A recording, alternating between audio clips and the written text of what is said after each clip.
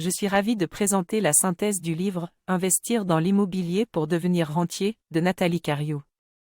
Selon elle, l'investissement immobilier est l'une des voies principales vers une plus grande liberté financière et des choix de vie.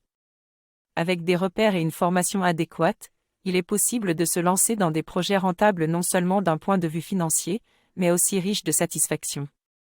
Le livre donne suffisamment d'informations et de conseils sur l'investissement immobilier ainsi que sur ses avantages et les risques à éviter.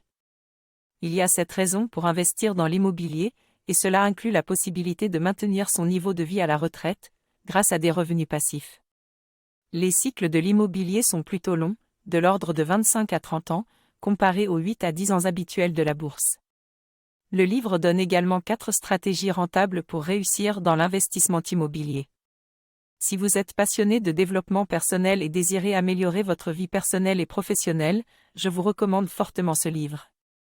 L'investissement immobilier peut être une bonne option pour répondre à mes besoins financiers et pour élargir mes choix de vie. C'est un placement concret et accessible qui peut générer des revenus à travers la location ou la revente. Même si cela nécessite du travail, c'est une démarche simple à réaliser qui peut me permettre d'exprimer ma créativité ou mon envie de travailler manuellement. Même s'il y a des risques, en me formant et en bien me renseignant, je peux maximiser mes chances de réussite. Aussi, je ne dois pas me laisser décourager par l'opinion des autres ou les mauvaises expériences qu'ils ont pu avoir. Enfin, bien qu'il y ait des risques en matière de locataire, le risque de défaut de paiement reste faible et peut être minimisé avec un bon choix de locataire. Cette vidéo parle des différentes stratégies d'investissement immobilier pour générer des revenus. Avant de se lancer dans un investissement, il est important de définir ses objectifs.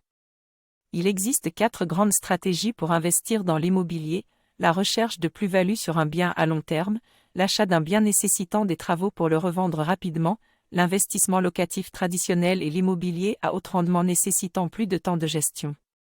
Il est important de respecter la règle d'or pour toutes les stratégies d'investissement, c'est-à-dire que les entrées financières doivent toujours être supérieures aux sorties financières pendant toute la durée de l'investissement. Des outils de calcul pour vérifier l'investissement sont disponibles sur les sites web des coachs en intelligence financière. Si je veux investir dans l'immobilier, il existe plusieurs options telles que la colocation, la location courte durée via des sites tels que Airbnb ou Booking.com, l'achat d'un immeuble de rapport ou encore l'investissement dans l'immobilier professionnel et commercial.